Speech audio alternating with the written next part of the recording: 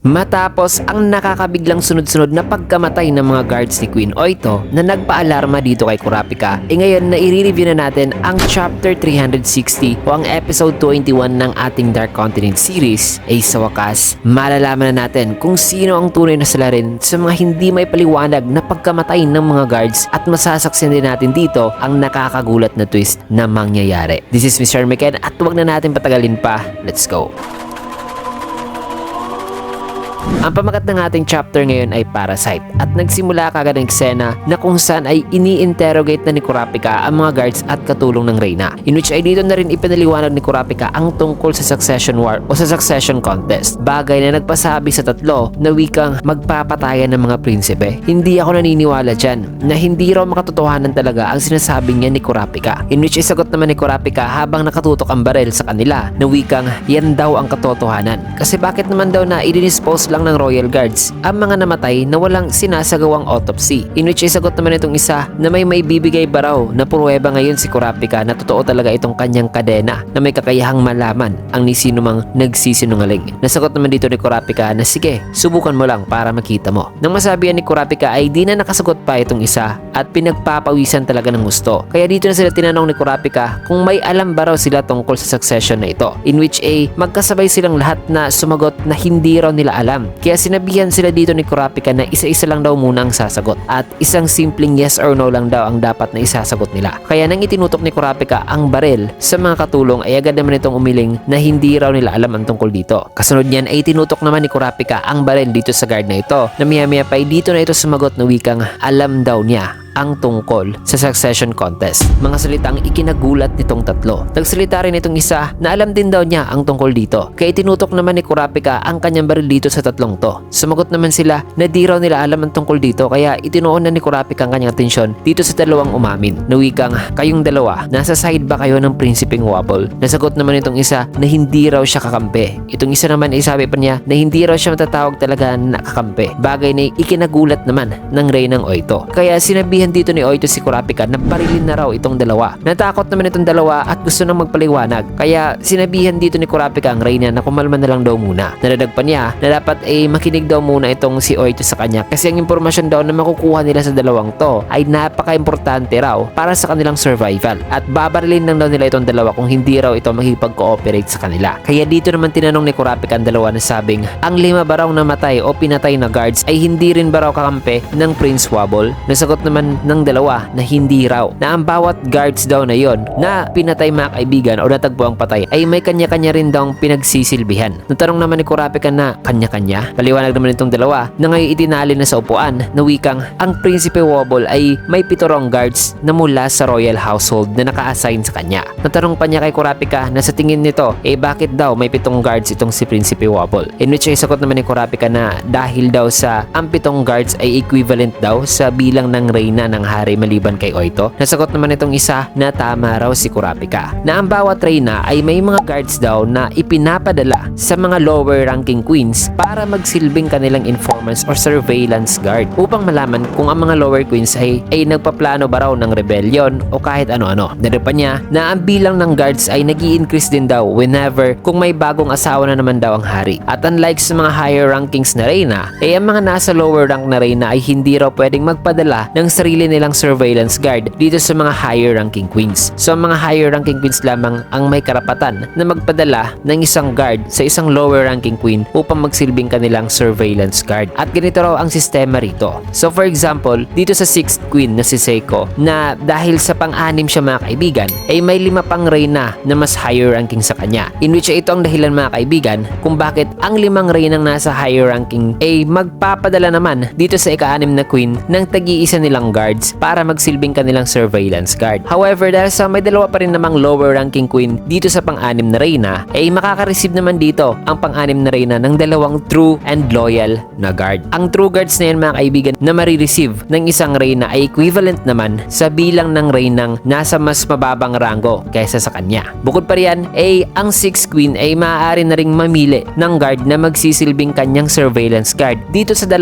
lower ranking queen. At ganyan lang ang sistema mga kaibigan. kaibigan na dito naman sa 7th Queen na si 70 na ina naman ni Momose at Marayam ay may 6 din na surveillance guards na ipinadala sa kanya na mula naman sa 6 na higher ranking queen. Pero dahil sa may isa pa namang reyna na mas lower rank pa dito sa 7th Queen, which is itong si Queen Oito na ang 8th Queen, ang 7th Queen mga kaibigan ay mabibigyan naman ng isang true loyal guard. At isa lang yan mga kaibigan kasi nga ay isa lang din naman ang queen na nasa lower rank kesa sa kanya. Also pwede na rin siya makapagpadala mga kaibigan ng isang guard kay Oito para magsilbing kanyang surveillance guard, which results sa pagkakaroon ngayon ni Oito ng 7 talaga na surveillance guards mga kaibigan mula sa 7 queens na mas mataas pa ang rango kesa sa kanya. At wala ding true guard si Oito mga kaibigan kasi wala ng queen na mas mababang rango kesa sa kanya kasi siya na ang panghuli o the lowest rank mga kaibigan sa lahat ng queen. So matapos niyan ay paliwanag pa nitong isa na ang kanilang trabaho ay indeed ang protektahan daw talaga ang Prinsipe Wobble as long as hindi raw mamimiligro o mathreaten ang buhay ng kanilang client na Reyna at ang prinsipe nito. Napaliwanag pa nitong isa na naiintindihan mo na ngayon, di ba? Na ang succession contest ang nagpaiba raw sa lahat na ngayon ay ang existence daw mismo ng ibang prinsipe ay isa ng posibleng threat para sa kanilang clients ng mga Reyna. Kaya tanong naman ni Kurapika na inutusan ba raw sila ng kanilang mga kliyente na i-assassinate ang Prinsipe Wobble? Nasagot naman nitong isa na hindi raw, na kahit ang isang Reyna ay makukulong daw talaga kung magi-issue ito sa kanila ng ganitong order na patayin ang prinsipe. Na ayon pa nitong isa na kahit may succession contest daw na nangyayari ay hindi naman daw ibig sabihin nito na basta-basta na lang daw silang lalabag sa mga batas. Natanong naman ni Kurapika na di ba inaalaw naman ng hari in the first place ang lahat ng to? Nasagot naman ito na oo, pero wala raw talaga kasing maibibigay na pardon mga kaibigan sa taong papatay ng prinsipe. Kaya nga ay hindi pa nga raw sila naniniwala noon dito sa succession war o contest na ito until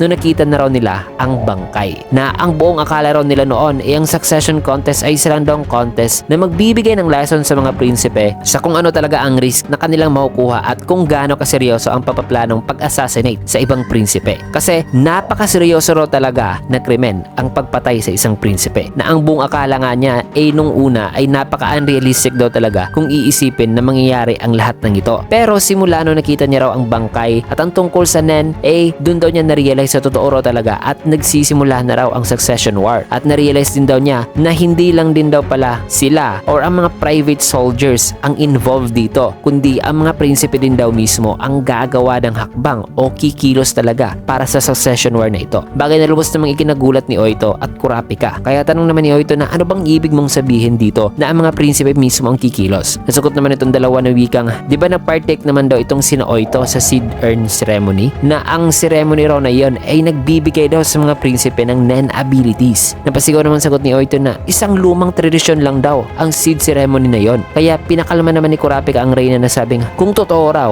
ang sinasabi nitong dalawa ay it is natural to think na ang Nen ability ng Prinsipe Wobble ay na-activate according sa survival instincts nito. Na nasisense daw kasi ngayon ng prinsipe ang anxiety at takot na nararamdaman ng Reynang Oito. Kaya dapat ay kumalma na lang daw muna ang Reyna kasi posibleng automatic daw silang aatakihin ng ability ni Wobble once na may masisense na naman daw itong panganib. Kaya paliwanag pa ni Kurapika na ang sinabi raw ng dalawa kanina tungkol sa seed urn ceremony ay ang pinakamalapit daw sa katotohanan na sasagot sa mga nangyayari ngayon. Pero hindi raw nila alam kung ang attacker ay isa barong kalaban o kakampi. Posible din daw na si Prince Wobble ang may gawa nito bilang depensa sa sarili nito nung nalaman niya ang masamang pinaplano o gagawin ng guards sa kanya. Or posible din nagawa ito mula sa ibang prinsipe na tinatarget ngayon ng pinakabata at pinakamahinang prinsipe sa pamamagitan ng pagpatay sa mga tauhan nito. Pero ang tanong dito mga kaibigan ay ang tungkol daw sa mastery ng prinsipe sa Nen. Na usually kasi ay nangangailangan talaga ng long periods of time o panahon para ma-master ang Nen. Kaya tinanong naman dito ni Kurapika ang Reyna kung kailan daw nangyari ang seed urn ceremony. Nasagot naman ng Reyna na mga isang buwan na raw ang nakalipas. Kaya nagsalita naman itong isa na totoo, hindi pa raw pala gaano katagal na nangyari ang seed urn ceremony. Kaya ang theory na sinabi kanina ni Kurapika tungkol sa pagkakaroon ng prinsipe ng Nen abilities ay hindi raw talaga posible. Kasi ang mga nangyari daw sa guards ay hindi raw talaga gawa ng isang taong baguhan pa lang sa field of Nen. Nasagot naman itong isa na well, hindi raw imposible ang sinabi ni Kurapika kung ang Nen ng prinsipe ay isa raw uri ng parasitic nen. Natanong naman ni Kurapika ng wikang parasitic. Nasagot naman itong isa na oo. At maaaring yan ang sasagot sa istoryang bumabalot sa seed urn ceremony. Maya-maya pa'y naramdaman naman ulit ni Kurapika ang kilabot na naramdaman niya nung una. In which ay sa kanyang paglingon ay makikita naman ang isang uri ng nilalang na nasa likod nitong isang guard. Makikita naman ito na nakatingin ngayon kay Kurapika. Kaya tinanong naman ni Kurapika itong tatlo kung nakikita ba raw nila ang kanya nakikita ngayon. Na nang magkasabay itong tinignan ng tatlo mga kaibigan ay dito sila nagulat sapagkat makikita ang tatlong mga maliliit na nilalang na nasa likod at ulo nitong dalawa. Kaya pinakalma naman ni Kurapika itong tatlo kasi baka raw mag-react daw ang mga nilalang na yan sa kanilang reaksyon. Kaya tinanong naman itong isa, itong dalawang guards na nakagapos na hindi ba raw nila nakikita ang mga to. Natanong naman itong dalawa na ang alin? Ano ang nakikita mo ngayon? Tinanong naman ni Kurapika si Oito kung nakikita niya ba raw ito. Sagot naman ng Reyna na hindi. Wala raw siyang nakikitang kahit na ano dito. Kaya pinapwesto muna ni Kurapika ang Reyna dito sa kanyang likuran. Nang maya-maya pa'y may bigla namang nasense itong tatlo na sa kanilang paglingon ay napasabi silang ha? Ano? Totoo ba ito? Kasi may kita dyan mga kaibigan ang napakaraming Nenbeast na biglang nagpakita sa silid. Sabay tinanong nitong mukhang flashy na Nenbeast kung libre ba raw itong isa. Nasagot naman itong isa na medyo busy pa raw siya ngayon na hindi raw siya available. Maya-maya pa'y may napansin naman sila sa kanilang itaas in which ay makikita sa kisame ang napakarami rin palang mga maliliit na Nenbeast. Kaya habang nakatingin ngayon si Kurapika ay wika pa niya na ngayon na nagsimula na raw ang succession war ay maaaring naparito raw ang mga to para subukan at tignan kung gaano raw kalakas ang isang lalahok sa succession war. Habang sa kanyang isipan naman ay napasabi siyang napaka-chaotic na raw ng sitwasyon ngayon at totally defenseless pa raw sila ngayon. Napapansin din daw niya na parang wala raw kumukontrol sa mga to. Kasunod niyan ay may kita itong napakaraming Nenbeast na nagsipagkalat na dito sa loob na ayon sa isipan ni Kurapika ay wika nito na ang tungkol daw sa seed urn ceremony. So ito raw pala ang worm toxins. At dahil sa kanilang sitwasyon ngayon na kinatatayuan mga kaibigan ay di na nag-aksepa ng panahon si Kurapika at ipinaalam na sa telepono ang nangyayari ngayon na wikang emergency. Kailangan daw nilang i-connect ang kanyang linya sa lahat kasi napakaraming Nenbeast daw ang nag-appear dito sa section 14. Sabay tinanong niya ang section ni Melody kung ano raw ang nangyayari dyan sa kanila. Nasagot naman ni Melody na wala pa naman daw dito sa section 10. Subalit ayon naman kay Bisque na sa kanila raw ngayon sa section 13 ay meron din dong Nenbeast. Na sa isipan naman nga ni Kurapika ay wika niya na sabing ngayon, ibig bang sabihin na ang Nenbeast ng 13th prince na si Marayam ay nandirito pala sa kanila, which is ang prinsipe na binabantayan ni Bisque mga kaibigan. Kaya dito ay kinamusta naman ni Kurapika si Bisque kung ayos lang ba raw ang prinsipe nito. Nasagot naman ni Bisque na ayos lang daw. Pero unaware naman ang kanyang prinsipe sa Nenbeast. Kung kaya't dito naman napasabi si Kurapika sa kanyang isipan na wikang unaware. So hindi alam ng prinsipe ang mga abilities na kanilang nakuha mula sa seed urn ceremony. So magpapatayan lang daw pala mga prinsipe nang di sila aware sa kanika nilang Nenbeast na kung ganun ay hindi raw nagme-make sense itong mga kaibigan. Kasi kung nagkaroon na raw ngayon ng Nen ang bawat prinsipe ay dapat din daw na nakikita na nila ang kanilang mga Nenbeast. Kaya dagdag pang tanong ni Kurapika kay Bisque na kung ang mga miyembro lang ba raw ng Hunters Association ang nakakakita sa mga Nenbeast. Nasagot naman ni Bisque na oo. Ang mga guards at servants ay wala raw alam. Also ang Nen daw na ito ay isa raw parasitic Nen. Matapos yan ay pinasunod naman ni Kurapika si Oito at si Bill sa sleeping quarters. Sabay tinanong niya si Bill kung ang parasitic Nen ba raw ay similar lang ba raw sa isang sumpa. Nasagot naman ni Bill na oo. Ginagamit o kinakain daw nito ang aura ng host at nagmamaterialize ito sa iba't ibang forms. Pagdating naman sa host ay wala raw itong alam tungkol sa parasitic Nen niya at di rin daw nila ito nakokontrol. Nagagawa rin daw ng mga parasitic Nen na protektahan ang kanilang host o even atakihin pa ito mismo. Kaya tanong naman ni Kurapika na so hindi raw pala alam o nakakagamit ng Nen ang host. Nasagot naman ni Bill na oo at mas mabuti pa nga raw na hindi nila alam ang tungkol sa Nen. Kasi sa kanilang sitwasyon mga kaibigan ay kahit na ma-drain pa raw ng Nenbeast ang kanilang aura ay ang mangyayari lang sa host ay makakaramdam lang daw ito ng di may paliwanag na fatigue o pagod. Kaya dito na nagsalita si Kurapika na mas naging delikado na raw sa ini-expect ngayon ni Bill ang kanilang sitwasyon ngayon. Kaya sinabihan na ni Kurapika si Bill na may time pa raw ito na mag-step back na lang sa pagiging guard. So nag-offer ngayon si Kurapika na pwede rong mag-resign itong si Bill mga kaibigan sa lumalalang sitwasyon. Kasi kung magre-resign daw ito ay ang isang hunter na kagaya raw niya ay isesend lang naman daw sa tier 2 for surveillance purposes. Na kung yan ang mangyayari kay Bill ay sa tingin niya na hindi naman daw maapektuhan siguro ang misyon talaga ni Bill kung ano man ito. Nasagot naman ni Bill na ang kanila rawang trabaho ay ang protektahan ang Reyna at ang prinsipe. Kaya ang simpleng pag-increase daw ng danger level ay hindi raw isang rason para mag-resign sa kanyang trabaho. At sa katunayan nga, ang kanila rawang sitwasyon ay nagbago na dahil sa lumalalang sitwasyon ngayon. Kaya kinakailangan daw nilang mag-exchange ngayon ng information dito para maprotektahan daw nila ng mas maayos ang prinsipe at ang reyna. Maya-maya pa may kita naman itong dalawa na binabantayan ng dalawang guards na nakatali sa upuan. Na ayon pa nitong isa na sa wakas ay nawala na raw ang mga Nen Beast na napakarumi pa raw at nakakadiri pa naman daw tignan ng mga yon. Natanong naman itong isa na wikang nawala na ba talaga ang lahat ng yon? Nasagot naman itong isa na at least dito raw sa silid nila. Na nang masabi yan nitong isa ay dito naman napasabi itong lalaki sa kanyang isipan ng wikang nawala na pala sila. Pero ano raw itong nasa kanyang likod ngayon na nagsasalita sa kanya ng wikang okay, sabihan mo ako kung free ka na. Okay.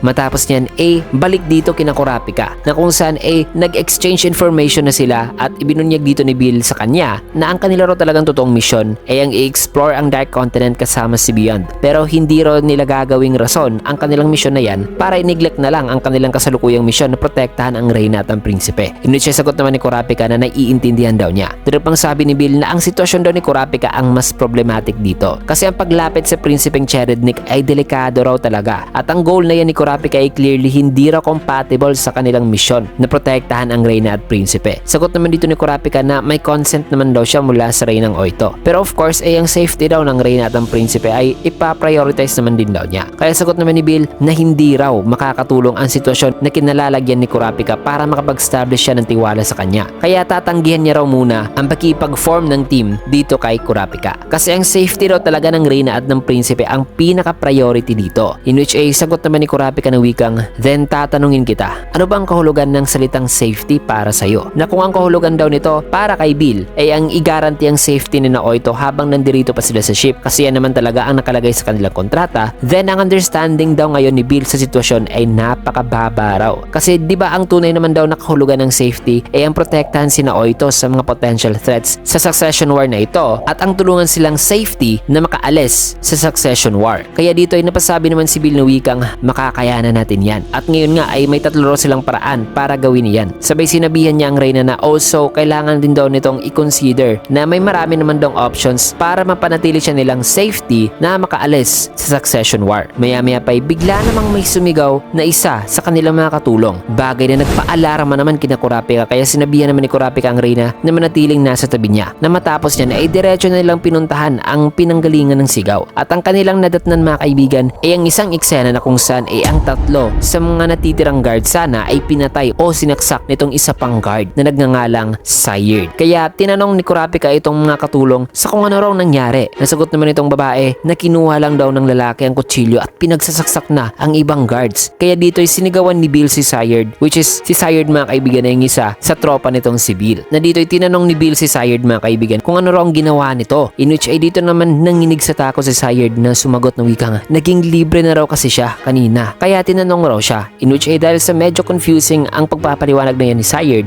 dito naman tinutukan ni Bill ng baril si Sayard sapagkat nang lumingon din ito sa kanya inangat naman ito ang kanyang kamay. Hawak-hawak ang kutsilyo na sabing pero tinanong niya kasi ako kaya dito na sumigaw ng gusto si Bill na wikang tumigil ka kundi babarilin kita. In which ay dito naman nagsalita si Kurapika at nag-step forward na wikang gusto raw niya na buhay itong si Sayard. Also hindi naman din daw nito kayang pigilan ng isang hunter gamit lamang ang 22 caliber na pistol. Kaya sinabihan niya si Bill na bantayan na lang daw muna nito ang reyna dahil pipigilan niya raw ngayon itong si Sayard na makikitang papasugod na ngayon kay Kurapika. Man, what a turn of events. Napalala ng palala ang mga nangyayari mga kaibigan. Si Sayard ay biglang pinatay ang mga natitira na lang sanang guards at nagsimula na rin magsipaglabasan ngayon ng mga Nen Beast mga kaibigan. So grabe, ano kaya ang dahilan kung bakit pinatay ni Sayard ang ilang mga guards at paano kaya nila dedepensahan ang kanilang sarili ngayon mga kaibigan gayong unti-unti na silang pinagpapatay dito? Well, malalaman natin ang lahat ng yan at ang marami pang matitinding eksena na gagawin nitong ating bida sa next chapter na. Kasi dito mo natin tatapusin ang video sa last panel na ito. Kaya naman kung nagustuhan niyo yung video, kaya a like, comment, follow, subscribe na rin for more videos like this. Pero bago mo natin tatapusin ang video, shoutout sessions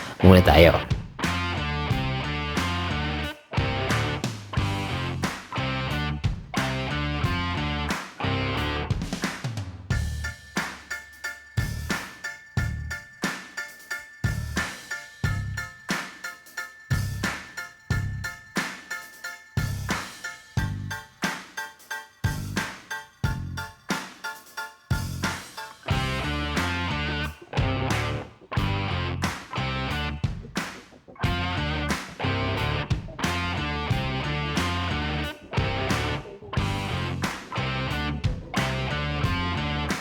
Ayan, maraming salamat and see you guys again on my next video.